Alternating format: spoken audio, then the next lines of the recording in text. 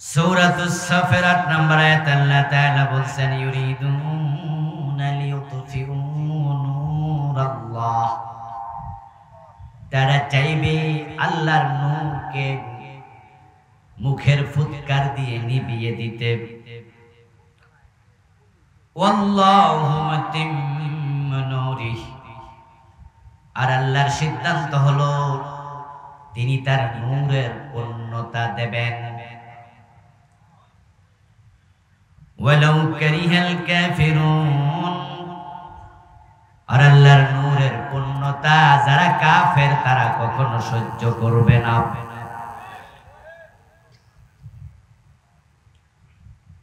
9 নম্বর আয়াতে আল্লাহ বলেন হুয়াল্লাযী আরসালা রাসূলাহু বিল হুদা ওয়া দীনিল হক, তিনি সে মহান সত্তা আল্লাহ যিনি তার রাসূলকে পাঠিয়েছেন কোরআন এবং দ্বীনে হক ইসলাম দিয়ে। লিইয়ুযহিরাহু আলাদ দীনি কুল্লিহি, কোরআন এবং ইসলাম নিয়ে নবীকে পাঠিয়েছেন, ইসলাম নিয়ে নবী এসেছেন। উদ্দেশ্য হলো মানুষের মন গড়া যত মতবাদ আছে, মত আছে, পথ আছে, দুনিয়ায় প্রতিষ্ঠিত বাতিল ধর্ম আছে, মানুষের বানানো তন্ত্র আছে, মন্ত্র আছে, আইন আছে, সবগুলোর উপরে নবী ইসলাম বিজয় করে দেবেন। ওয়ালাউ কারিহাল মুশরিকুন, আর ইসলাম বিজয়ী হওয়া যারা মুশরিক তারা কখনো সহ্য করবে না। এটা তাদের কাছে যদিও অপছন্দনীয়। প্রিয় ভাইয়ের, এই দুটি আয়াতে কারিমা থেকে ইনশাআল্লাহ কিছু কথা বলবো। আল্লাহ তাআলা পবিত্র কোরআন মাজিদে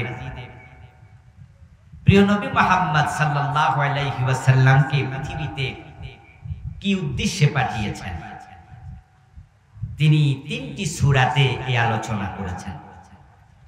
সূরা সাফ আয়াত নাম্বার 9, সূরাতুল ফাতহ আয়াত নাম্বার 28, সূরাতুত তাওবা আয়াত নাম্বার 33। আয়াত যদিও 3টি, সূরা যদিও 3টি, মেসেজ হলো মাত্র একটি। 3 আয়াতে একই কথাই বারবার বলেছেন যে আমি আমার নবীকে পৃথিবীতে আমার দ্বীনের বিজয় করার জন্য পাঠিয়েছি। প্রিয় নবী সাল্লাল্লাহু আলাইহি ওয়াসাল্লামের জীবনের উদ্দেশ্য সম্পর্কে উম্মতের জানা প্রয়োজন আছে না নাই? প্রয়োজন আছে। রাসূল কেন এসেছেন, মূল উদ্দেশ্য কি, এটা আমাদের জানা দরকার আছে না নাই? কেন জানবো? মানার জন্য। রাসূলকে মানা, অনুসরণ করা আমাদের জন্য নফল না ফরজ? ফরজে কিফায়া না ফরজে আইন? নবীকে অনুসরণ না করে উম্মত হওয়া যায় না।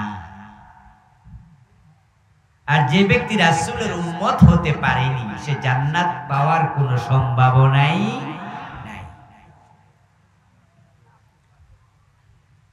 আল্লাহ নবী মুহাম্মদ সাল্লাল্লাহু আলাইহি ওয়াসাল্লাম হলেন আমাদের জন্য আইডল। তিনি আমাদের জন্য একমাত্র আদর্শ, তিনি উসওয়া, তিনি কুদওয়া, তিনি ইমাম, তিনি হলেন আমাদের একমাত্র মডেল। তাই আমাদের পুরা জীবন রাসূলের আদর্শে সাজানো আমাদের জন্য আবশ্যক। রাসূলের মতো বলা, রাসূলের মতো চলা, রাসূলের মতো কাজ করা, রাসূলের মতো জীবন সাজানো, তাকে অনুসরণ করে জীবন চলা আমাদের জন্য ফরজ করে দিয়েছেন কে? রাসূল সাল্লাল্লাহু আলাইহি ওয়াসাল্লামকে অনুসরণ না করে উম্মত হওয়া যাবে না। আর রাসূলুল্লাহ সাল্লাল্লাহু আলাইহি ওয়াসাল্লামকে অনুসরণ না করে যে উম্মতের দাবি করবে সে হলো ভুয়া উম্মত, 2 নাম্বার উম্মত। তাকে আসল উম্মত বলার কোনো সুযোগ নেই।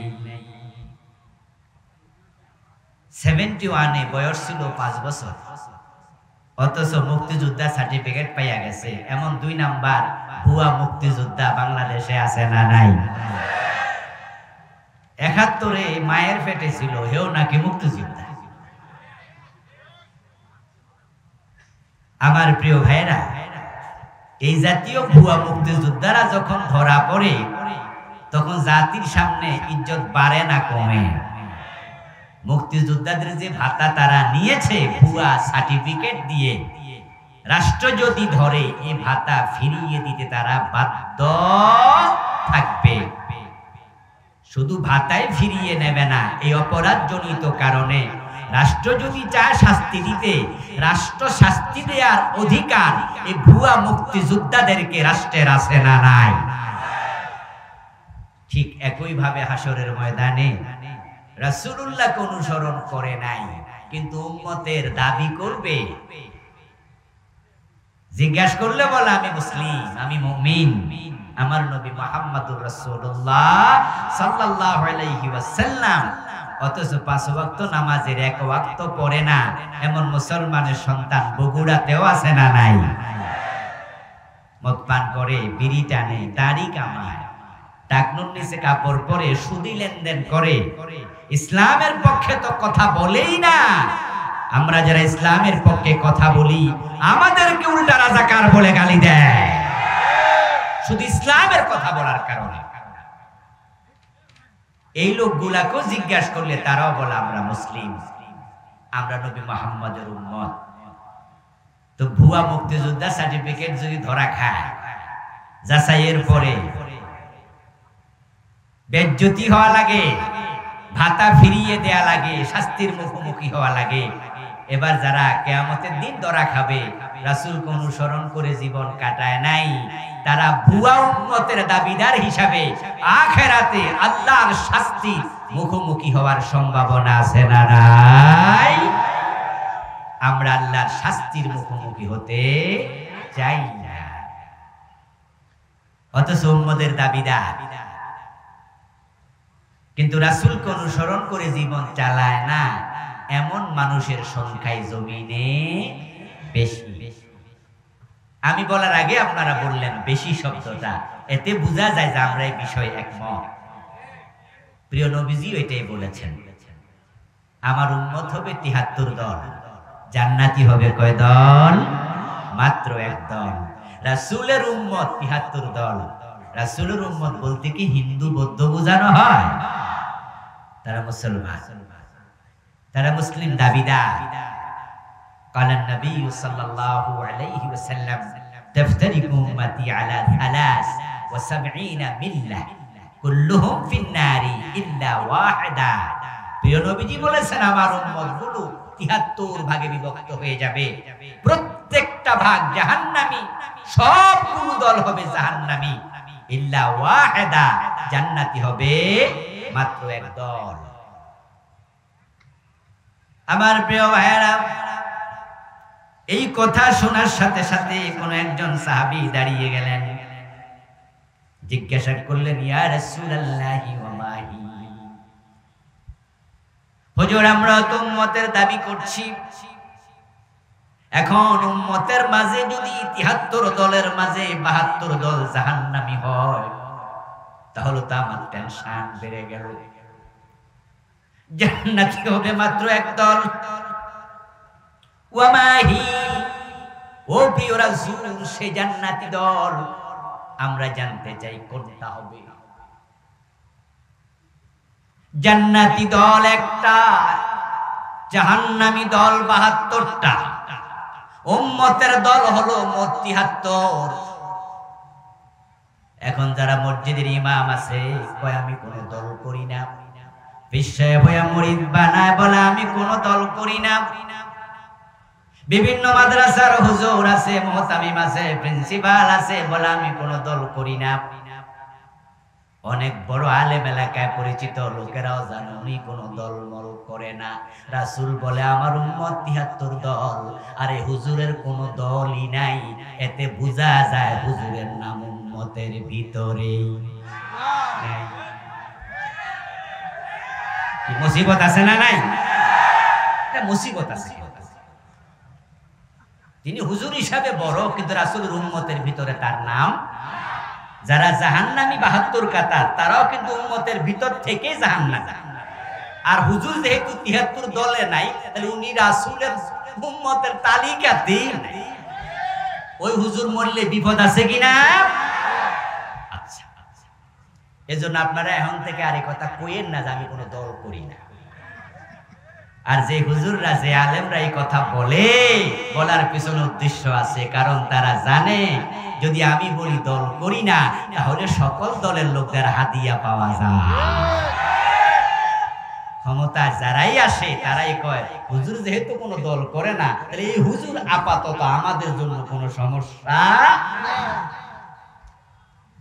তাই নির্দলীয় হুজুরদের বিরুদ্ধে কোনো মামলা হয় না, ওরা জেলে যাওয়া লাগে না। যে হুজুর দল করে না সে হুজুরের মুরিদের কমতি হয় না। যারা ইসলামী দলে থাকে, রাসূলের দলে থাকে, তারা বাড়িতে ঘুমাতে পারে না।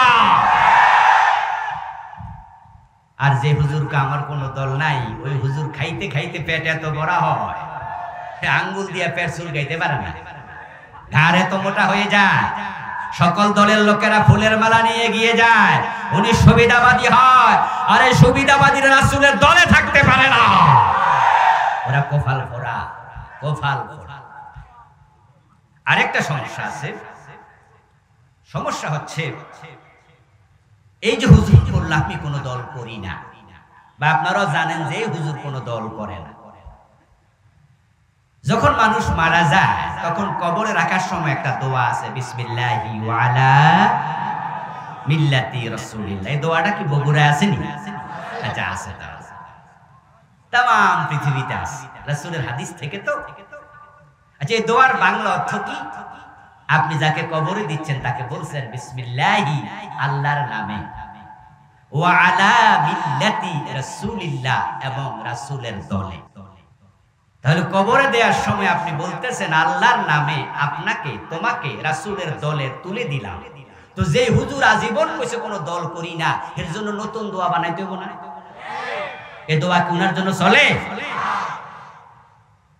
উনি তো বুক ফুলাইয়া দুনিয়া থাকতে বলতে পারেননি আমি রাসূলের দল করি। আর আমরা যারা রাসূলের দল করি, আমরা এমন ভাবে বলি, মাহফিলে বলি, মসজিদের মিম্বারে বলি, মাদ্রাসায় বলি, ক্লাসে বলি, সব জায়গায় বলি, এই সত্য কথা বলাতে জেলে যেতে হলে জেলে যেতে রাজি হয়ে যায়, ফাঁসিতে ঝুলতেও রাজি হয়ে যায়।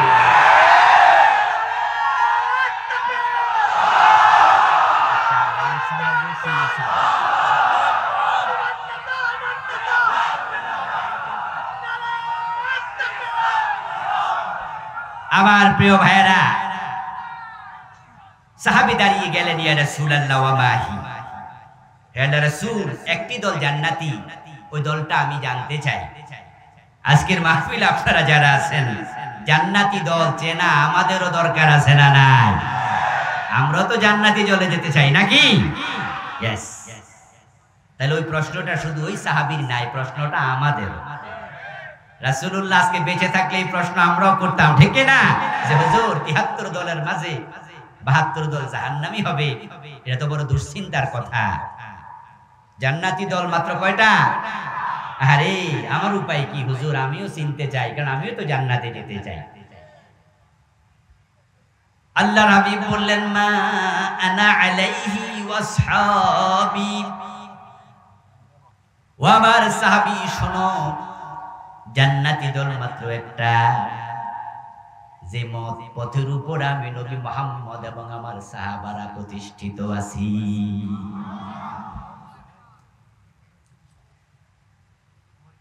বলেছে মা আনা আলাইহি, যার উপরে আমি নবী মুহাম্মদ আছি, ওয়াসহাবি, এবং যে মত পথের উপর আমার সাহাবারাও আছে। যদি তুমি সেই মত, ওই পথের উপরে প্রতিষ্ঠিত থাকতে পারো, তুমি হব জান্নাতি।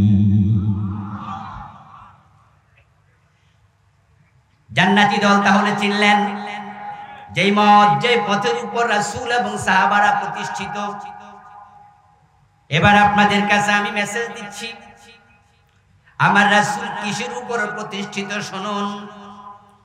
কোরআন মাজিদে আল্লাহ তাআলা বলতেছেন, কুল ইন আত্তাবিউ ইল্লা মা ইউহা ইলাইয়া ইন্নী আখাফু ইন আসাইতু রাব্বি আযাব ইয়াউমিন আযীম।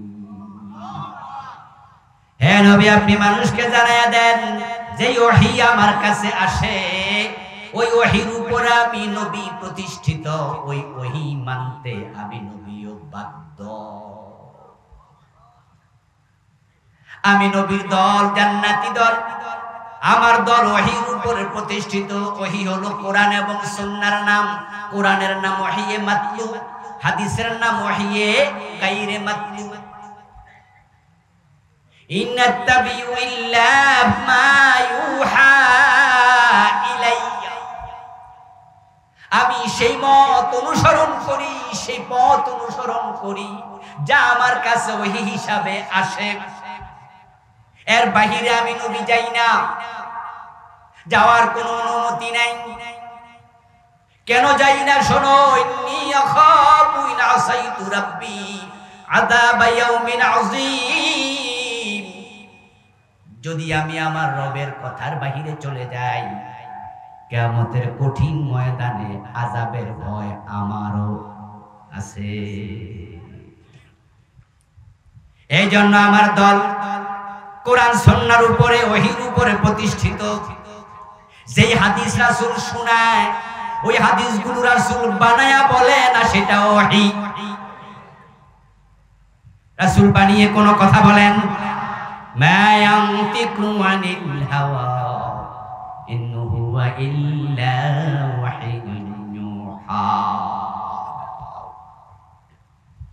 তাই তো রাসূলুল্লাহ সাল্লাল্লাহু আলাইহি ওয়াসাল্লামের কাছে মহিলা চোর ধরা পড়ার পরে প্রস্তাব দেয়া হয়েছিল, ইয়া রাসূলুল্লাহ, এই মহিলার হাত না কেটে অন্য কোন শাস্তি দেয়া যায় কিনা। হযরত উসামা বিন যায়েদ রাদিয়াল্লাহু তাআলা আনহুমার এই প্রস্তাবের পর প্রিয় নবীর চেহারা লাল হয়ে গেল। তিনি দাঁড়ায় একটি খুতবা দিলেন, ছোট্ট ভাষণ দিলেন। সাহাবাদেরকে ডেকে ওই ভাষণে প্রিয় নবীজি বললেন, লাওয়ান্না ফাতিমাতা বিনতা মুহাম্মাদিন সারাকাত ইন্না মুহাম্মাদান লা ইয়াকতাউ ইয়াদাহা। ও আমার সাহাবারা শোনো, এই মহিলা নয়, যদি মুহাম্মাদের মেয়ে ফাতেমা চুরি করে, আমি নবী মুহাম্মদ ফাতেমার হাতটাও কেটেই দেব। কারণ চোর ধরে হাত কাটা এই বিধান দিয়েছেন কে? মান আলাইহি ওয়াসহাবি। জান্নাতি দল সেই দল, যেই দল ওহীর উপরে প্রতিষ্ঠিত থাকে। নবী মুহাম্মদ ওহীর উপরে কত শক্তভাবে প্রতিষ্ঠিত। তিনি বলছেন, আমার মেয়ে ফাতেমা চুরি করলে তাকেও রেহাই দেওয়ার অনুমতি নাই। এবার আপনাদের কাছে আমার প্রশ্ন, যে নবী আমাদের আদর্শ, নবী মুহাম্মদ ছাড়া আর কোন আদর্শ আছে? অন্য কোন মানুষকে আদর্শ মানা যাবে? This is Islam, this is Islam. Concept clear করতে হবে। বিভিন্ন জায়গায় ব্যানার দেখা যায়, ফেস্টুন দেখা যায়, লেখা থাকে অমুকের আদর্শের সৈনিক। বিশেষ করে যুবকেরা এগুলো লেখে। এবং বিগত 15টি বছর টেলিভিশনের মাঝে হাজার হাজার না লক্ষ লক্ষ বার প্রচার করা হয়েছে, অমুকের আদর্শের আলোকে বাংলাদেশ তৈরি করা হবে। ইভেন স্কুলগুলোতে যখন পিটি করা হতো, অ্যাসেম্বলি হতো, ওই অ্যাসেম্বলিতে পর্যন্ত এইভাবে দুই হাত সামনে নিয়ে ছোট ছোট বাচ্চাদেরকে শেখানো হয়েছে। তারা বলেছে অমুকের আদর্শের আলোকে বাংলাদেশ তৈরি করা হবে।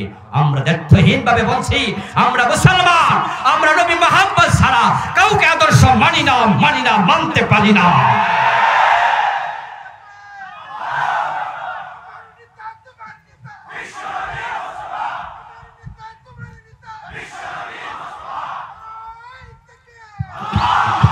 প্রিয় ভাইয়েরা, ইমানের স্বাদ পায় নাই, না পাওয়ার কারণেই তো রাসূলকে বাদ দিয়া অন্যকে আদর্শ বানা, ঠিক না?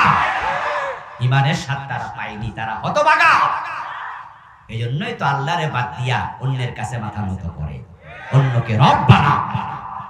ইমানের স্বাদ তারা পায়নি, না পাওয়ার কারণেই তো ইসলামের মতো জীবন ব্যবস্থা থাকতে, কোরআন থাকতে তারা সংবিধান লেখে, গণতন্ত্র দিয়া মানুষকে জমিনের মালিক বানায়া তারা ধর্ম নিরপেক্ষতা দিয়ে দেশ চালায়। ইসলাম থাকতে কোন রকমের সব আর নতুন কোন আদর্শ মতবাদের প্রয়োজন থাকে না, কোরআন থাকতে কোন সংবিধান লাগে না।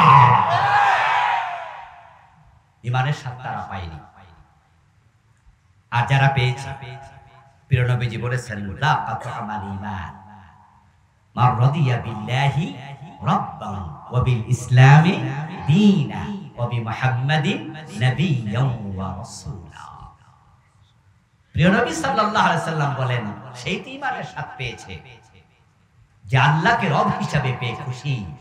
মান রাদিয়া, যে খুশি, সন্তুষ্ট। আমার আল্লাহ থাকতে আর কোন রব লাগে না। আল্লাহর কাছে মাথা নত যে করে, দুনিয়ার কারো কাছে আর মাথা নত করে না। কল্লা দিতে রাজি হয়, কল্লা নোয়াতে রাজি হয়। আমরা দেখেছি আমাদের নেতাদেরকে ফাঁসি দেওয়ার আগে তারা প্রস্তাব দিয়েছে, সাদা কাগজ পাঠাইছে, আপনারা মার্সি পিটিশন করুন, প্রেসিডেন্টের কাছে জীবন ভিক্ষা চান। আমাদের নেতারা জবাব দিয়েছে, জীবনের মালিক যিনি, ভিক্ষা চাইলে শুধু তার কাছে চাওয়া হবে, কোন তন্ত্র মন্ত্রওয়ালার কাছে, কোন দেশের নেতার কাছে আমরা জীবন ভিক্ষা চাই না। মান রাদিয়া বিল্লাহি রাব্বা, রব পেয়ে খুশি, ইসলাম পেয়ে খুশি, রাসূলকে আদর্শ হিসেবে পেয়ে খুশি। যার কারণেই তো আল্লাহর জান্নাত পাওয়ার পথে এতটাই তারা অটল অবিচল ছিলেন যে ফাঁসির রশি দেখে সামান্য ভয় পায় নাই, হাসতে হাসতে ফাঁসির মঞ্চে গিয়েছে। আল্লামা শহীদ আমাদের প্রিয়জন মতিউর রহমান নিজামী রাহিমাহুল্লাহ সন্তানের সাথে শাহাদাতের মঞ্চে যাওয়ার আগে কোন পোশাক পরে যাবে মনে হয় শ্বশুর বাড়ি রওনা দিয়েছে, সে আলোকপাত করেছে। শহীদ মীর কাসেম আলী রাহিমাহুল্লাহ শাহাদাতের আগে জেলের কারারক্ষীকে বললেন যে আমার হাতে তো ঘন্টা দেড়েক সময় আছে, তাহলে আমার 1 ঘন্টা পরে আইসা ডাইকেন, আমি ঘন্টা খানেক ঘুমে আলুই। জেল থেকে মুক্তি পাওয়া এমন একাধিক ভাইয়ের মুখ থেকে আমি সরাসরি এটা শুনেছি। উনাদেরকে বলেছেন ওই লোকটা, যেই লোকটাকে মীর কাসেম আলী রাহিমাহুল্লাহ বলছে আমাকে ঘন্টা দেড়েক করে ডাইকা দিয়ে 1 ঘন্টার মতো ঘুমাই, তারপরে প্রস্তুতি নেব। ঘন্টা দেড়েক পরে ফাঁসি, 1 ঘন্টা পরে ডাইকা দিয়ে 1 ঘন্টা ঘুমাই। ওই কারারক্ষী বললেন যে আমি কিছুক্ষণ পরে গিয়ে দেখি ঠিকই উনি শুধু ঘুমাচ্ছেন না, উনার নাক ডাকার আওয়াজ শোনা যায়, উনি নাক দেখে ঘুমাচ্ছেন। ঘন্টা খানেক পরে গিয়ে দেখি উনি নামাজে দাঁড়িয়ে আছে, আমি ডাকা লাগে নাই, এর মাঝে সজাগ হইয়া তিনি নফল নামাজ পড়ছেন। আচ্ছা, আপনাদের বিবেকের কাছে আমার প্রশ্ন, যে লোকটার 1.5 ঘন্টা পরে ফাঁসি হবে, এর ঘুমের ট্যাবলেট খাওয়া হয়তো ঘুম লাগানো যাওয়ার কথা না, ঠিক না? টেনশনে তো অস্থির হওয়ার কথা। কিভাবে ঘুম আসে, কিভাবে এটা সম্ভব? ওই যে যাকাতু আমালি মানি মান রাদিয়া বিল্লাহি রাব্বা, প্রিয় নবীর হাদিসের বাস্তবতাই হলো ঈমানের স্বাদ পেয়েছে সেই আল্লাহ তাআলাকে রব হিসাবে পেয়ে খুশি। মানুষ যখন মারা যায় তখন সে কার কাছে যায়? মানুষের মৃত্যুর খবর শুনে আমরা বলি ইন্না লিল্লাহি ওয়া ইন্না ইলাইহি রাজিউন। এটা মৃত ব্যক্তির জন্য দোয়া নয়, মৃত ব্যক্তির জন্য দোয়া হলো সালাতুল জানাজা হিয়া দুআউ লিল মাইয়িত। আমরা জানাজার নামাজে দোয়া করি আল্লাহুম্মা ইগফির লি হাইয়িনা ওয়া মাইয়িতিনা ওয়া শাহিদিনা ওয়া গায়িবিনা আল্লাহুম্মা ইগফির লাহু ওয়ারহামহু ওয়া'ফু আনহু ওয়া'আফিহি ওয়া'ফু আনহু ওয়া আকরিম নুজুলাহু ওয়া ওয়াসসি মুদখালাহু ওয়াদখিলহুল জান্নাহ, এই দোয়া আমরা করি জানাজার নামাজে দাঁড়ায়া। তাহলে মৃত্যুর খবর শোনার সাথে সাথে যেটা পড়লাম সেটা কি? সেটা হলো আত্মস্বীকৃতি। আপনি বললেন ইন্না লিল্লাহ, আমরা সবাই আল্লাহর জন্য, ওয়া ইন্না ইলাইহি রাজিউন, আমরা সবাই তার কাছে ফিরে যাব। শহীদ মীর কাসেম আলী জানেন কিছুক্ষণ পর আমার ফাঁসি, আমার দিদার হবে আকাশের মালিক, আরশের মালিক, আমার প্রেমিক, আমার আল্লাহর সাথে। টেনশন কি তাই নাক ডেকে ঘুমাতে পারে? আর যেই অভিযোগ উনাকে ফাঁসি দেয়া হলো, ওই অভিযোগগুলো মিথ্যা। দুনিয়ার কেউ যদি নাও জানে, যাকে ফাঁসি দেয়া হয়েছে সে তো জানে যে এর সাথে আমার কোনো সম্পর্ক নাই। আচ্ছা ভাই, আপনাকে যদি বিনা দোষে কেউ গুলি করে মেরে ফেলে, অথবা বিনা দোষে আপনারা ধরে নিয়ে ফাঁসি দেয়, তাহলে আপনার মৃত্যুটা কি স্বাভাবিক মৃত্যু না শাহাদাত? মাশাআল্লাহ, কথা বলেন না, কথা বলেন। আপনার কথা বলছি। আপনাকে যদি কেউ ধরে নিয়ে বিনা দোষে ফাঁসি দিয়ে দেয়, ধরে নিয়ে গুলি করে দেয়, দোষ নাই, তাহলে আপনিও জানেন যে আমার এই মৃত্যুটা স্বাভাবিক মৃত্যু না, এটা শাহাদাত। তো মীর কাসেম আলী রাহিমাহুল্লাহ, শহীদ মতিউর রহমান নিজামী রাহিমাহুল্লাহ, আব্দুল কাদের মোল্লা, আলী হাসান মোহাম্মদ মুজাহিদ সহ যাদেরকে ফাঁসি দেওয়া হয়েছিল, জুডিশিয়াল কিলিং করা হয়েছিল, মিথ্যা অপরাধে দুনিয়ার সর্বনিকৃষ্ট মিথ্যা মামলায় তাদেরকে নিহত করা হয়েছে, তারাও জানে এর সাথে তাদের কোনো সংশ্লিষ্টতা নাই, তাই তারা ভয় পায় নাই, হাসতে হাসতে গিয়েছে, শাহাদাতের আগে ঘুমাইতে পেরেছে। তারা জানে এটা শাহাদাত, শাহাদাত, শাহাদাত, আর শাহাদাতের চেয়ে সেরা কোনো মৃত্যু হতে পারে না।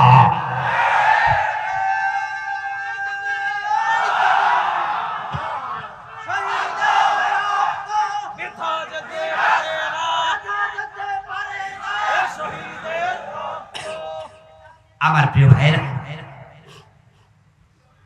প্রিয় নবী সাল্লাল্লাহু আলাইহি সাল্লাম বলেন, আমি যার উপর প্রতিষ্ঠিত তারাই জান্নাতি।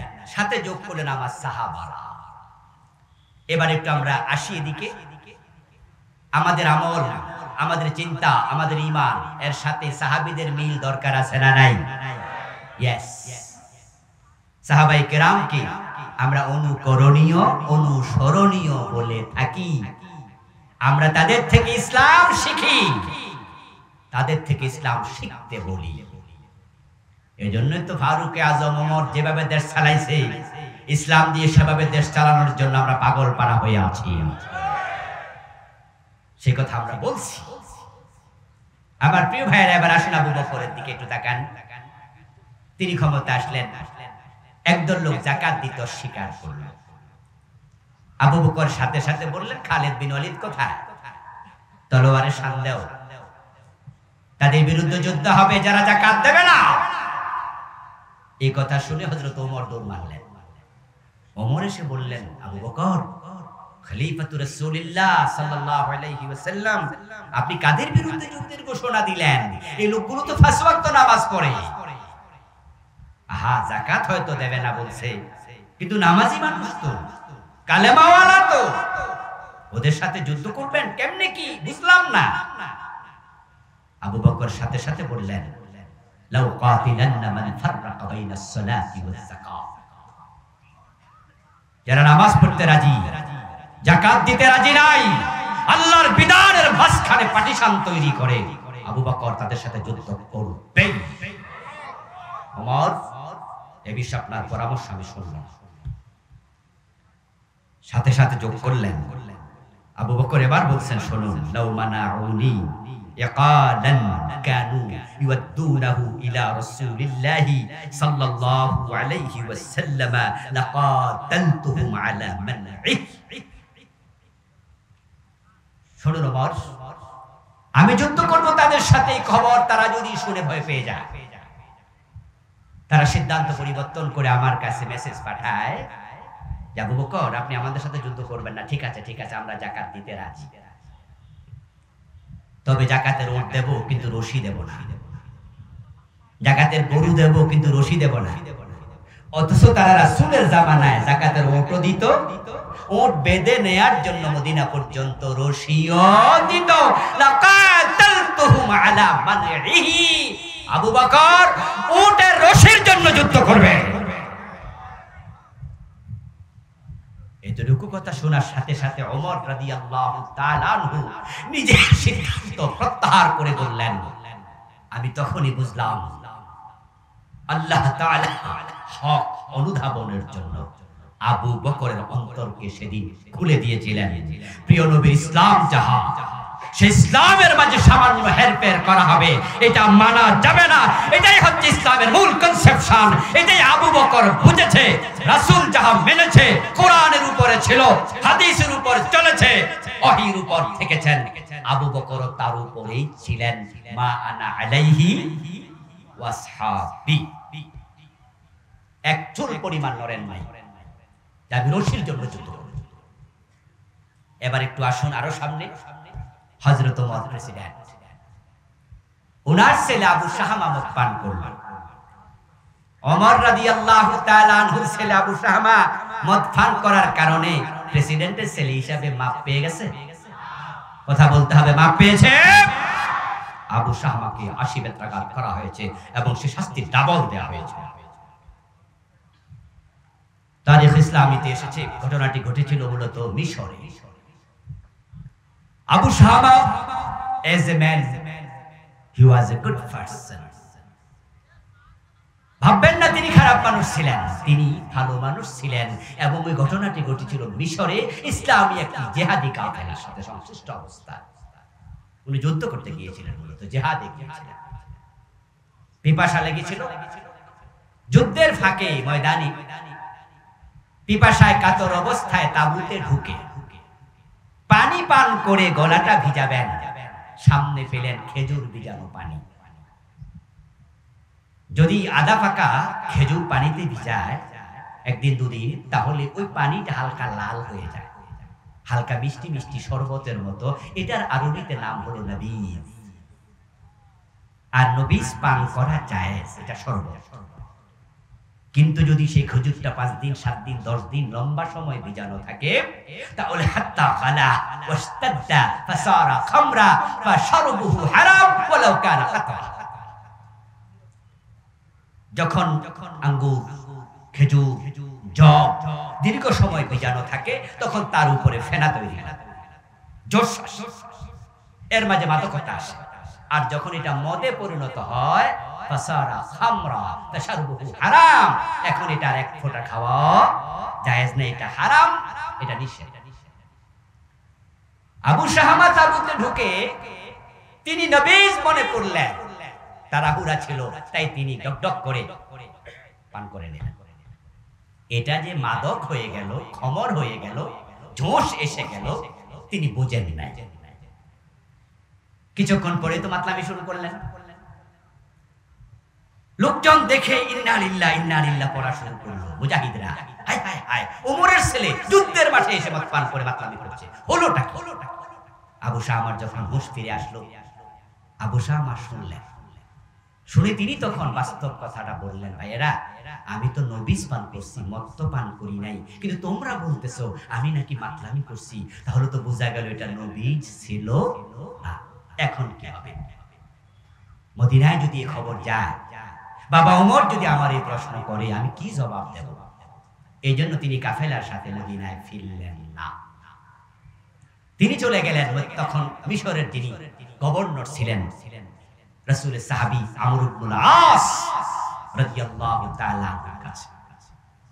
নিজের গায়ের জামাটা খুলে পিঠা হযরত আমর ইবনুল আসের দিকে দিয়ে বললেন, চাচা, আপনার ভাতিজা আবু শাহামা নবীজ মনে করে খমর পান করেছে, মদ পান করেছে, মাতলামি করেছে, লোকজন দেখে ফেলেছে। প্রকাশ্য অপরাধ, শাস্তিও প্রকাশ্য, গোপন করার কিছু নেই। এই পাপিষ্টের চেহারা বাবা ওমরকে দেখাতে চাই না, আপনি হদ আমার পিঠে কায়েম করুন। আমর ইবনুল আস রাদিয়াল্লাহু তাআলা আনহু 80 বেত্রাঘাত করলেন, পেট কালো হয়ে গেল। হযরত আবু শাহামা রাহিমাহুল্লাহ তিনি মদিনায় ফিরলেন। এর মাঝে আবু বকর ওমরের কানে খবর চলে গেল। হযরত ওমর ছেলে আবু শাহামাকে দেখে তিরস্কার করলেন, জিজ্ঞাসা করলেন, তুমি কি করেছো? কি নিউজ আমার কানে আসলো? আবু শামা গা থেকে জামা খুলে বাবার দিকে পিঠ দেখিয়ে বলে, বাবা, এই কালো চিহ্ন দেখে তুমি বোঝো না পাপিষ্ঠের চেহারা, পাপাচারীর চেহারা নিয়ে তোমার কাছে আসি নাই। আমি হক পিঠে নিয়েছি, আশা করছি আমার রব আমাকে ক্ষমা করে দিয়েছে। চাচা আমর ইবনুল আস আমাকে আশীর্বাদ দিয়েছে। হযরত ওমর খুশি হয়ে গেলেন। খুশি হয়ে তিনি বললেন, আলহামদুলিল্লাহ, তাহলে তোমাকে যে আশীর্বাদ দিয়েছে একজন সাক্ষী লাগবে, এতে করে আমি অন্তরে একটু প্রশান্তি ফিল করব। আবু শামা বললেন, বাবা, সাক্ষী পাবো কোথায়? কারণ যেখানে আমাকে শাস্তি দিয়েছে সেখানে তো আমি আর আমার চাচা আমর ইবনুল আস, আপনার গভর্নর, এছাড়া কেউ ছিল না। উনি ঘরের দরজা বন্ধ করে তারপরে আমাকে বেত্রাঘাত করেছে। হযরত ওমর বলেন, ইন্না লিল্লাহি ওয়া ইন্না ইলাইহি রাজিউন। কি জঘন্য খবর তুমি আমাকে শোনালে। তোমাকে যখন পিঠে বেত্রাঘাত করে তখন আমর ইবনুল আস ঘরের দরজা বন্ধ করলো। এই অধিকার আমর ইবনুল আসকে কে দিল? এটা তো রাসূলের ইসলাম না। সাথে সাথে সিডি লিখলেন আমর ইবনুল আসের কাছে, মদিনায় আসো তাড়াতাড়ি। আমর ইবনুল আস রাদিয়াল্লাহু তাআলা আনহু মদিনায় আসলেন। হযরত ওমর প্রশ্ন করলেন, আমর, রাসূলের ইসলাম তো হলো প্রকাশ্যে হক কায়েম করা। কোরআনে সূরা নূর আল্লাহ তাআলা আমাদের শিখিয়েছেন, ওয়ালিয়াশহাদ আযাবাহুমা তায়েফাতুম মিনাল মুমিনিন। যখন জেনাকারী নারী পুরুষকে 100 বেত দিবা, তখন বেত্রাঘাতের সময় একদল মুসলমানকে সেখানে হাজির রাখবা, তারা যেন দেখে কেমনে শাস্তি হয়। এতে করে লজিকটা কি? লজিক হলো যারা অন্যায় করছে তারা মাইরি খাইয়া ভবিষ্যতে অন্যায় করবে না, আর যারা দেখবে মাইরি দেখা অন্যায় করবে না। রাসূলের ইসলাম তো হলো প্রকাশ্যে শাস্তি দিতে হয়। তুমি ঘরের দরজা বন্ধ করে কেন পোলারে মারছো? কেন আবু শামাকে বেত্রাঘাত করেছো? জবাব দাও। আমর ইবনুল আস বলে, ও রাসূলুল্লাহর খলিফা আমিরুল মুমিনিন ওমর, আল্লাহর কসম, আমি আমার পুরা জীবনে যাদেরকে হদ কায়েম করেছি কাউকে ঘরের দরজা বন্ধ করে হদ কায়েম করি নাই। আমি রাসূলের ইসলাম জানি।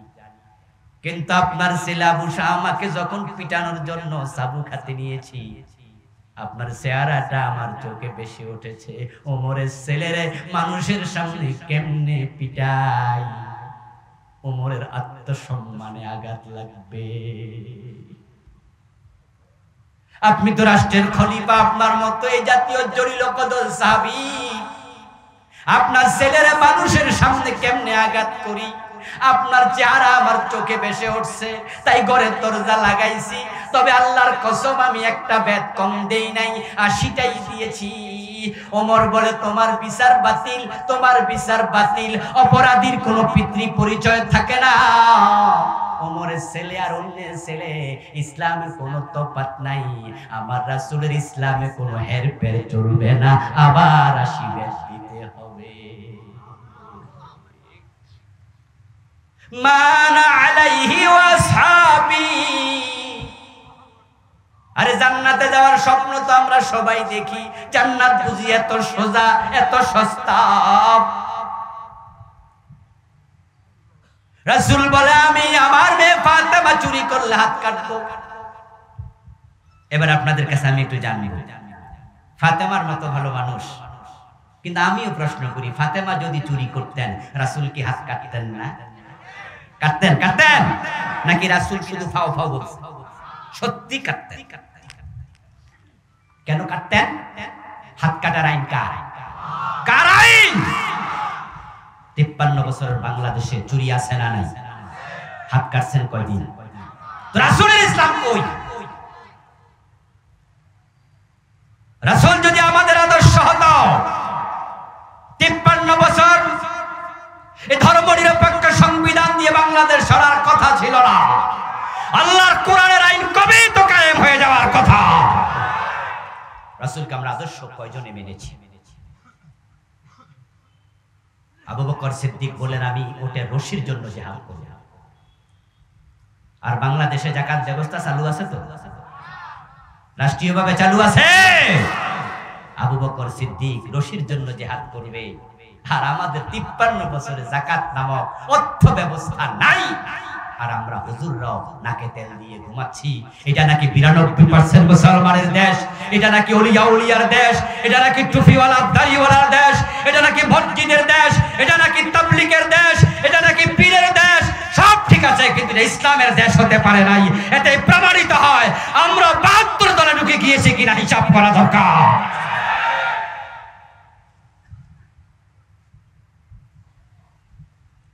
আবার আসিবেন দেওয়া হবে। আবু শাহমা দারুণ অসুস্থ হয়ে গেলেন। কোন কোন ঐতিহাসিক বলেন তিনি 15 দিন পরে ইন্তেকাল করেছেন, দ্বিতীয়বার শাস্তি। কোন কোন মুআররিখ বলেছেন যে না, তিনি 6 মাস পরে ইন্তেকাল করেছেন নতুন অসুস্থতা।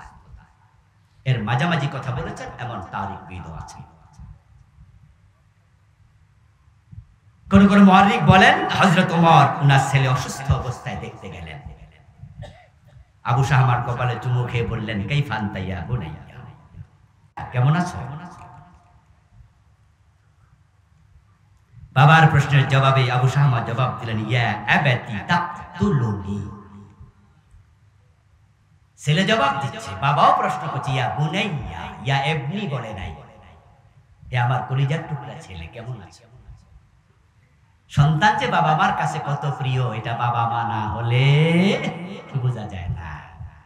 আরে মশারি টানাইছে, বাবা মা বাচ্চা নিয়ে ঘুমায়, বাতি নিবানোর পরে যদি মশার আওয়াজ শোনা যায়, তখন বাবা তার বউরে কয়, এই তাড়াতাড়ি লাইট লাগাও, লাইট লাগায় মশাটা মারো। টেনশন কি, নিজেরে কামড়াবে এটা না বাচ্চারে কামড়াবে? টেনশন করছে বাচ্চারে নি কামড়াবে, নিজে না খায়া থাকে, বাচ্চাকে খাওয়ায়া দেয়। হযরত ওমর বললেন, ইয়া বুনাইয়া কাইফা আনতা, কেমন আছো? আবু শাহমা জবাব দিলেন একই জবাব, একই শব্দ, ইয়া আবাতি তাকতুলুনি, হে আমার প্রিয় পিতা, আপনি তো আমার ডাবল শাস্তি দিয়া আপনি তো মৃত্যুর মুখোমুখি করে দিলেন আমাকে।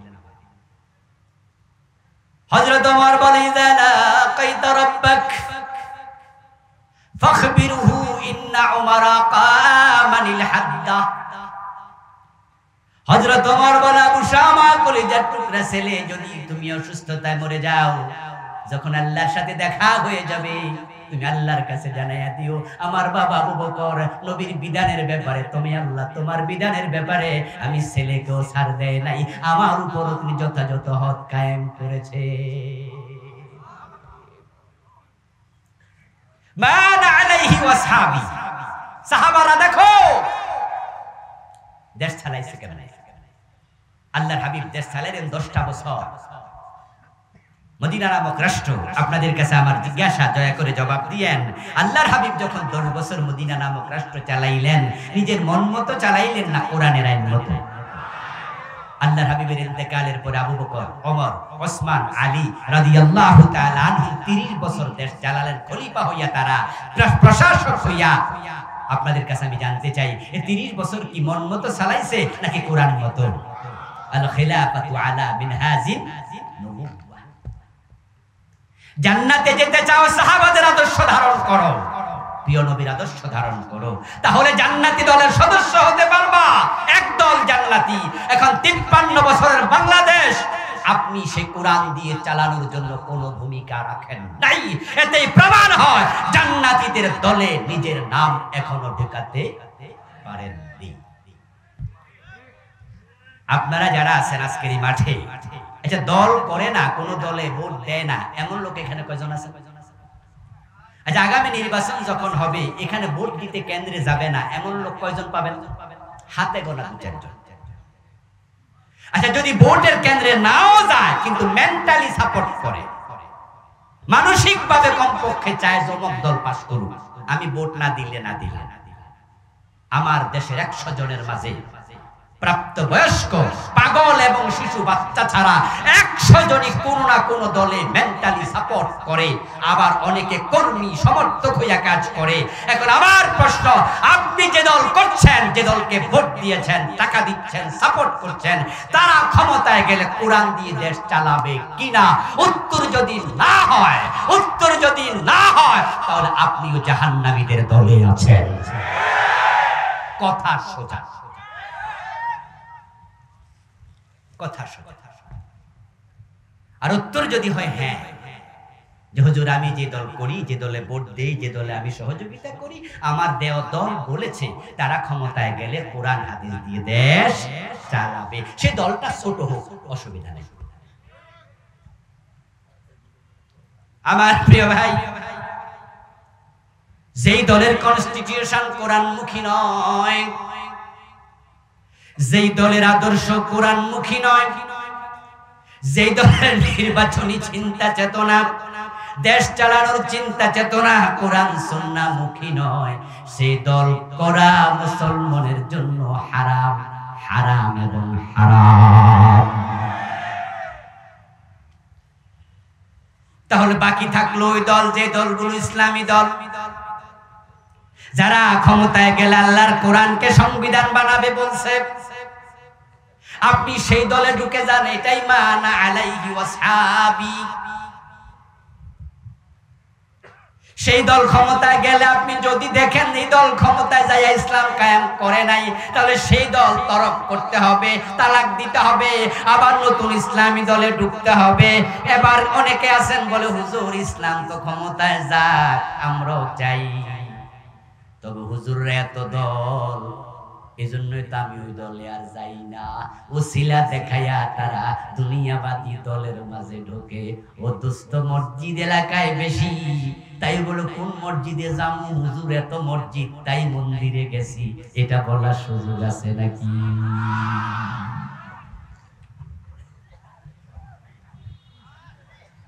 হুজুর আপনারাই তো এক হইতে পারেন না, আপনারা যে 14, 15, 20 দল, এই জন্য না আমি বিএনপি করি, আওয়ামী লীগ করি, জাতীয় পার্টি করি না। তো হুজুর আপনারা লগে আমরাও তো আছি, তবে আপনারা আগে, এখন তারপরে।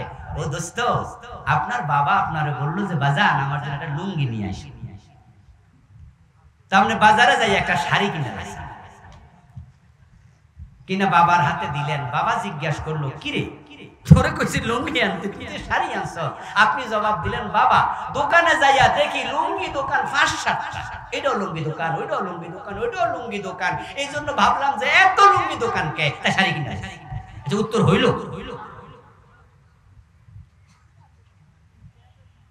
লুঙ্গি দোকান বেশি হওয়াতে আপনার অসুবিধা ছিল না সুবিধা বেশি? এতে করে আপনি দামও কম পাইতেন, একটু যাই দেখে শুনে কিনতে পারতেন, রং মং দেখা, দরদার যাচাই করা, আপনার জন্য সুযোগ সুবিধা বেশি ছিল। মসজিদ বেশি হওয়ার কারণে আপনার মসজিদে গিয়ে নামাজ পড়া সহজ ছিল, কিন্তু মসজিদ বেশি মন্দিরে ঢুকেছেন, লুঙ্গি দোকান বেশি শাড়ি কিনেছেন। এই যুক্তি যেমন চলে না, হুজুররা এখন ইসলামী দল করবে, এই যুক্তি দিয়ে জান্নাতে যাওয়া যাবে না, এই যুক্তি আল্লাহর কাছে চলবে না।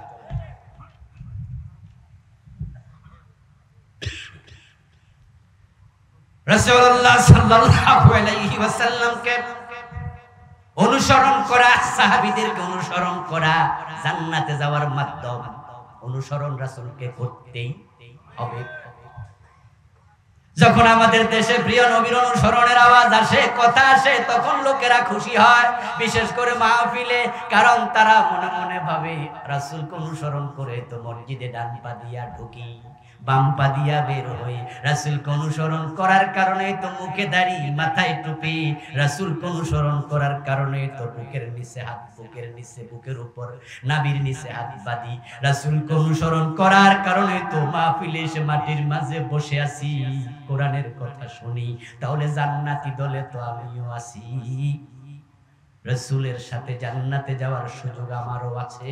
আত্মবিশ্বাস তৈরি হয়, এটা ভালো, এটা ভালো। কারণ রাসূলকে যারা অনুসরণ করবে, রাসূল নিজে বলেছেন তারা জান্নাতে আমার সাথে যাবে। ক্বালান নবী সাল্লাল্লাহু আলাইহি ওয়াসাল্লাম মান আহাব্বা সুন্নতি ফাকাদ আহাব্বানি ওয়া মান আহাব্বানি কানা মাই ফিল জান্নাহ। প্রিয় নবীজি সাল্লাল্লাহু আলাইহি ওয়াসাল্লাম বলেন, যে আমি নবীর সুন্নাতকে ভালোবাসে সে আমি নবীকেই ভালোবাসে, আর যে আমার সুন্নাহকে ভালোবেসে আমি নবী মুহাম্মাদের ভালোবাসার প্রমাণ দিতে পারবে, সে জান্নাতে আমার সাথে ঢুকবে। এটা ভালো। কিন্তু একটু ঝামেলা আমরা পাকাইছি, সেটা একটু পরে বলতেছি। প্রিয় নবীর আরেকটা হাদিস শুনুন, ক্বালা নবী সাল্লাল্লাহু আলাইহি ওয়াসাল্লাম কুল্লু উম্মতি ইয়াদখুলুনাল জান্নাহ। প্রিয় হাবিব বলছেন আমার সব উম্মত জান্নাতি হবে, আমার সব উম্মত জান্নাতি, ইল্লা মান আবা, তবে যারা অস্বীকারী উম্মত তারা জান্নাত পাবে না। এই কথা বলার সাথে সাথে একজন সাহাবী দাঁড়ালেন, কিলা মান ইয়া রাসূলুল্লাহ, দাঁড়িয়ে প্রশ্ন করলেন, হে আল্লাহর নবী, উম্মত জান্নাতি বুঝলাম, কিন্তু উম্মত আবার অস্বীকারী এটা তো বুঝলাম না। কোন উম্মত অস্বীকারী? যার কপালে জান্নাত নাই। আমার রাসূল জবাব দেন, মান আতানি দাখালাল জান্নাহ ওয়া মান আসানি ফাকাদ আবা, যে আমি নবী মুহাম্মদকে অনুসরণ করে সেই জান্নাতে ঢুকতে পারবে, যে আমি নবী মুহাম্মদকে অনুসরণ করে না তার কপালে জান্নাত নাই। এই হাদিসগুলো দিয়া প্রমাণ হয় জান্নাতে যেতে হলে নবীর অনুসরণের বিকল্প নাই। এখন অনুসরণ আপনারা করছেন না তা নয়, কিন্তু ঝামেলা এক জায়গায়, আমরা নবী মানি ততক্ষণ সুবিধা আছে যতক্ষণ, অসুবিধা যেখানে নবী মানে না সেখানে। তাই মসজিদে নবীরে মানে, কিন্তু আদালতে মামলার রায় দিতে গিয়া আমার দেশের জজ ম্যাজিস্ট্রেট নবীর আলোকে রায় দেয় না। আমরা মসজিদে ডান পা দিয়ে ঢুকি, বাম পা দিয়ে বের হই, নবী মেনে নামাজ শুরু করি আল্লাহু আকবার দিয়ে, রাসূলকে অনুসরণ করে সালাম ফিরায়া নামাজ শেষ করি। কিন্তু সেই আমরা মসজিদে গেলে যেমন কোরআন সুন্নাহ মানি, এমপি হইয়া সংসদে ঢুকলে সে কোরআন সুন্নাহর আলোকে দেশ চালাই না। আদালতে হাকিম হয়ে বসলে মসজিদে যেভাবে মেনেছি নবী রাসূল এবং আল্লাহর বিধান, আদালতের চেয়ারে গেলে আর মনে থাকে না। তাহলে আমরা পুরা জীবনে সুন্নাহ মানলাম না অর্ধেক? আর কান খুলে শোনো, সুবিধাবাদ জিন্দাবাদে মুমিন হওয়া যায় না। আপনাদের বগুড়া জজকোটের জজ সাহেব নামাজ পড়তে গেল, জোহরের নামাজ পড়লো, ইমাম সাহেব দুরাকাত করার পরে উনি আত্তাহিয়াতু পড়তে বসবেন, এটা ভুলে গেছেন। ভুলে উনি আল্লাহু আকবার বলে দাঁড়াতে শুরু করছেন। আত্তাহিয়াতু পড়ার জন্য প্রথম বৈঠকে বসাইটা ওয়াজিব। এই মাসআলা ভালো করে জজ সাহেব জানে, মুসল্লিরাও জানে, সবাই দিছে লোকমা, জজ সাহেব লোকমা দিছে। ইমাম সাহেব লোকমা পাইয়া সংশোধন হলেন, না দাঁড়াইয়া বসে গেলেন, আত্তাহিয়াতু পড়ে আরো দুই রাকাত শেষ করে যথারীতি সালাম দিয়া সাউসিজদা মাজদা দিয়া তিনি নামাজ শেষ করলেন। এবার জজ সাহেব আদালতের চেয়ারে বসে এখন মামলার রায় দেবে।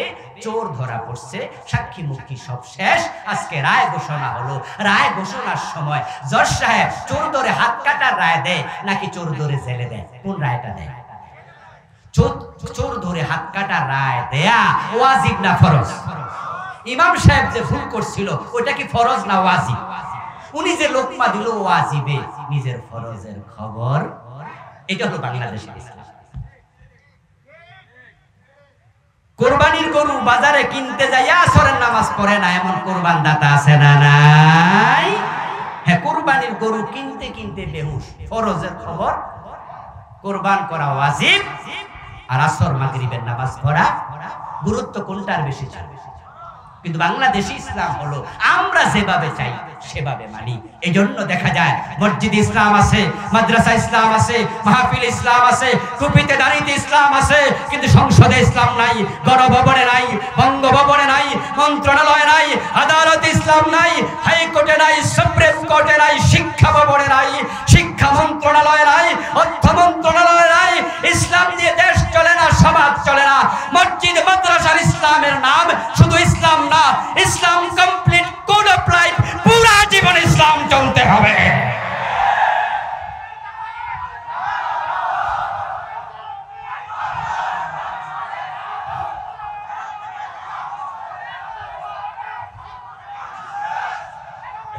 আমার প্রিয় ভাইয়েরা, রাসূলুল্লাহ সাল্লাল্লাহু আলাইহি ওয়াসাল্লাম মসজিদের ইমাম ছিলেন, রাষ্ট্রের নেতা ছিলেন।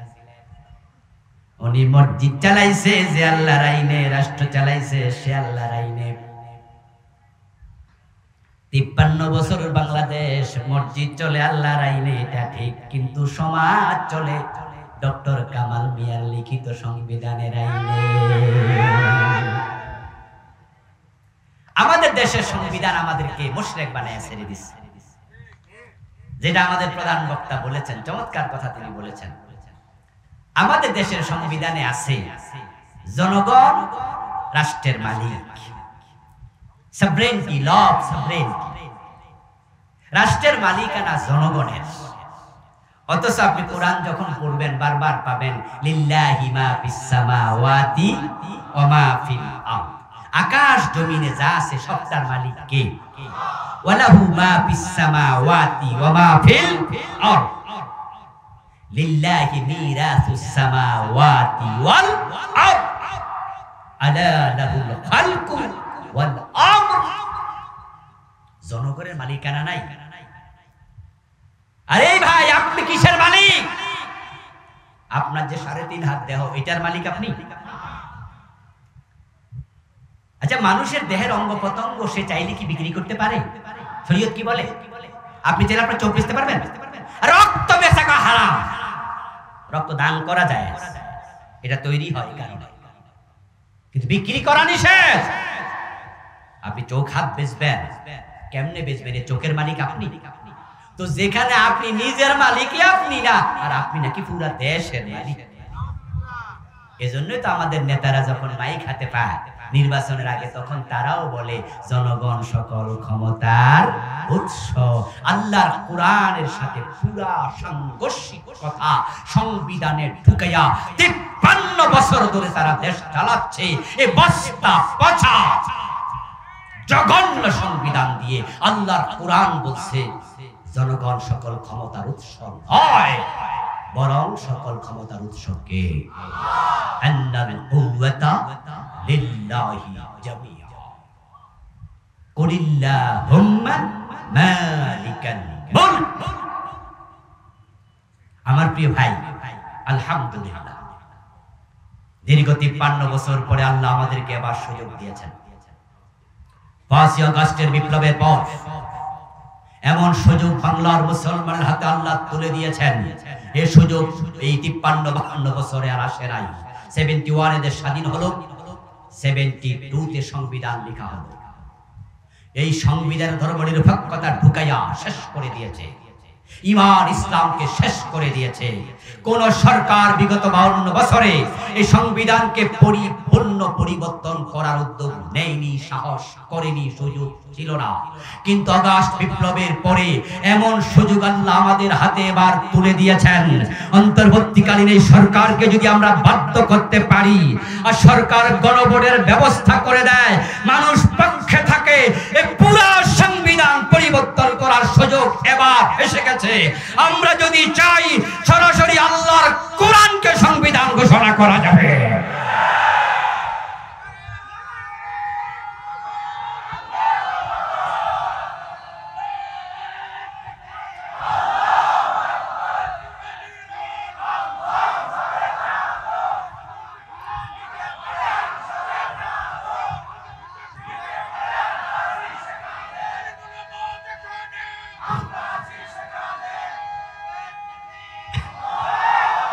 আমার প্রিয় ভাইয়ের, আল্লাহর কোরআন সংবিধান হোক, এটা আপনারা চান কিনা? প্রিয় নবী মুহাম্মদ সাল্লাল্লাহু আলাইহি ওয়াসাল্লাম যে কোরআনকে সংবিধান হিসাবে গ্রহণ করে জাহিলিয়াত দূর করেছে, আজকে নব্য জাহিলিয়াত, আধুনিক জাহিলিয়াত দূর করার ক্ষমতা আল্লাহর কোরআনের আছে না নাই? আমরা দেখেছি জাহিলিয়াতের যুগে মারামারি, হানাহানি, লুটতরাজ, খুন, অপহরণ, ধর্ষণ, যেটা আমরা গত 15 বছরও দেখেছি। স্বামীর হাত থেকে স্ত্রীকে নিয়ে সিলেটে 8 জন গণধর্ষণ করেছে। সিলেটের এমসি কলেজের কথা মনে আছে না নাই? স্বামীকে বেঁধে রেখে হায়নার দল মাগরিবের পর গণধর্ষণ করেছে। কক্সবাজারে গণধর্ষণ করেছে। আমাদের নোয়াখালীতে ঘরে ঢুকে দর্শন করে বোনকে হত্যা করেছে। খুন রাহাজানি চিন্তায় নব্য জাহেলিয়াত প্রিয় নবীজির কোরআনের মাধ্যমে সে জাহেলিয়াত দূর করে আল্লাহর হাবিব ঘোষণা করেছেন শেষ দিকে এসে খায়রুল কুরুনি কারনি। এখন আর জাহেলিয়াত নাই, আমার যুগ সর্বশ্রেষ্ঠ যুগ। এমন শান্তি এসেছে, এমন সমৃদ্ধি এসেছে। আল্লাহর হাবিব 10 বছর ক্ষমতায় ছিলেন, ইসলামী রাষ্ট্র প্রতিষ্ঠিত করলেন। আবু বকর সিদ্দিক 2 বছর 3 মাস ক্ষমতায় ছিলেন, তারপর হযরত ওমর ক্ষমতা আসলো। মাত্র 12 বছরের ব্যবধানে অর্ধ পৃথিবীতে ইসলাম পৌঁছে গিয়েছিল। হযরত ওমরের সময় রোম এবং পারস্য বিজয় হয়েছিল। হযরত ওমর ইসলামী দুনিয়ায় অর্ধ পৃথিবীতে কোরআনের অনুশাসনের মাধ্যমে এমন শান্তি প্রতিষ্ঠিত করেছিলেন, অর্ধ পৃথিবীর শাসক গাছতলায় ঘুমিয়ে থাকত, বডিগার্ডের প্রয়োজন ছিল না। অর্ধ পৃথিবী করেছো শাসন, তুলার তথ্যে বসে খেজুর পাতার প্রাসাদ তোমার বারে বারে গেছে খসে। মদিনা থেকে জেরুজালেম পর্যন্ত হযরত ওমর সফর করেছেন, সাথে উটের রশি টানার জন্য মাত্র একজন ভৃত্য ছিল। 1000 কিলোমিটারের বেশি রাস্তা হযরত ওমর একা পার হয়েছেন, বডিগার্ড লাগে নাই। শান্তি কাকে বলে দেখো, আল্লাহর কোরআন যদি বাংলাদেশে কায়েম হয়ে যায়, সে শান্তির পলকু ধারা বাংলার পরতে পরতে সমাজের প্রতিটি সেক্টরে আবার কায়েম হবে, অশান্তি চিরতরে নির্মূল হবে ইনশাআল্লাহ। সে সুযোগ আল্লাহ আমাদের করে দিয়েছে। এই জন্য আল্লাহর দেওয়ার সুযোগ এবার কাজে লাগাতে হবে। রাজি আছেন না নাই? রাজি আছেন না নাই? চুরি থাকবে না। আরে চোরে তো থাকবে না, চুরি থাকবে কেন? ইসলাম যখন আসবে, যাকাত ভিত্তিক অর্থ ব্যবস্থা কায়েম হয়ে যাবে। যখন যাকাত ভিত্তিক অর্থ ব্যবস্থা হযরত ওমর কায়েম করেছিলেন, আল্লাহর হাবিব আবু বকর কায়েম করেছিলেন, আমরা ইসলামের ইতিহাস পড়লে দেখি যাকাত বিভাগের কর্মচারী কাদের মাঝে যাকাতের টাকা নিয়ে ঘুরে যাকাত খাওয়ার লোক নাই। তো খাদমিনা নিয়াইহিম ফাতুরাদ্দু ইলা ফুকারাইহিম, গরিবরা যাকাতের টাকার জন্য ধনীর বাড়িতে যাবে, একটি যাকাতের শাড়ির জন্য লাইনে দাঁড়িয়ে রোদে পূর্বে বৃষ্টিতে ভিজবে, অতি ধাক্কায় পদপিষ্ট হয়ে মারা যাবে। এটা হবে না, বরং গরিবদেরকে খুঁজে খুঁজে বাড়িতে গিয়ে যাকাতের টাকা পৌঁছে দেওয়া হবে ইনশাআল্লাহ। ইসলাম তাই করেছে, ইসলাম তাই করেছে। সমৃদ্ধি আসবে, শান্তি আসবে। প্রিয় নবীজি সাল্লাল্লাহু আলাইহি ওয়াসাল্লামের জীবনের লক্ষ্য দিনের বিজয়, এবং তিনি সেটা করেছিলেন। মক্কায় পাড়েননি 13টি বছর, কারণ মক্কায় তারা সিদ্ধান্ত নিয়েছিল প্রিয় নবীকে কোরআন নিয়ে তার মক্কার সংসদ দারুন নাদওয়ায় ঢুকতে দেবে না, বরং তারা সিদ্ধান্ত নিয়েছিল দারুন নাদওয়ার মিটিংয়ে লা তাসমাউ লিহাদাল কুরআন। তাদের সিদ্ধান্ত আল্লাহ জানিয়ে দিয়েছেন, তারা বলেছিল কোরআন শুনতে যেও না। সিদ্ধান্ত এখানে শেষ নয়, ওয়াল গাউফিহি লাআল্লাকুম তাগলিবুন। সিদ্ধান্তের দ্বিতীয় অংশ হলো কোরআন তো শুনতে যাবেই না, বরং কোরআনের তেলাওয়াত যেখানে হবে, আলোচনা যেখানে হবে, সেখানে গন্ডগোল বাঁধাইয়া দেবে। আবু জেহেলরা যে সিদ্ধান্ত নিয়েছিল, তাদের যে চরিত্র ছিল, গত 15 বছরে আমরা দেখেছি এই সরকার পতিত স্বৈরাচার, তাদের চরিত্রের সাথে আবু জেহেলদের বড় মিল পাওয়া যায়। এই মাঠেও কি খোলা ময়দানে এইভাবে আজকের মতো গত 15 বছরে তাফসীর মাহফিল করা গেছে? এই জাতীয় বক্তাদেরকে আনতে পারছেন? এই জাতীয় নেতারা কি মাঠে এইভাবে বসার কোনো পরিবেশ ছিল? বরং আমরা দেখেছি গত 15 বছরের তাফসীর মাহফিল, ওয়াজ মাহফিল যেখানে হতো, সেখানে অনুমতি ছাড়া হতে দিত না, বরং তারা কি করত? টিউনুর কাছে যাও, ডিসির কাছে যাও, ওসির কাছে যাও, এসপির কাছে যাও, নেতার কাছে যাও।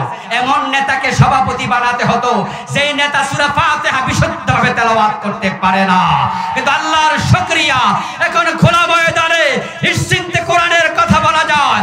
আবু জেহেলরা যেভাবে পরাজিত হয়েছে, নতুন আবু জেহেলদেরকে আল্লাহ সেভাবে পরাজিত করে দিয়েছে।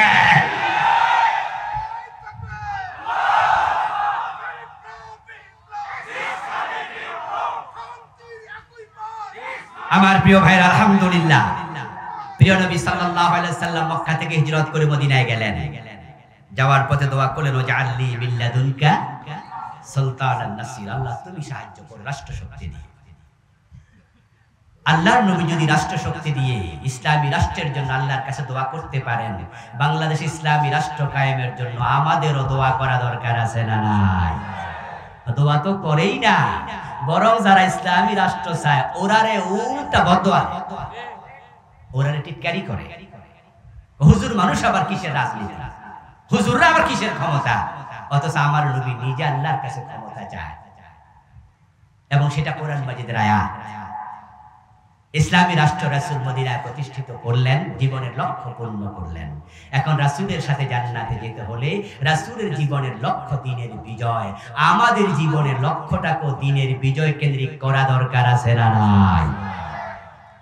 আল্লাহ তাআলা আমাদের সকলকে তার দ্বীন বিজয়ের জন্য প্রিয় নবীর জীবনের লক্ষ্যের সাথে জীবনের লক্ষ্য বানিয়ে বাংলার এই ভূখণ্ডে আল্লাহর কোরআনের রাজ প্রতিষ্ঠা করার জন্য হিম্মত নিয়ে, সাহস নিয়ে সামনে ভূমিকা রাখার তৌফিক দান করুন বলি আমিন।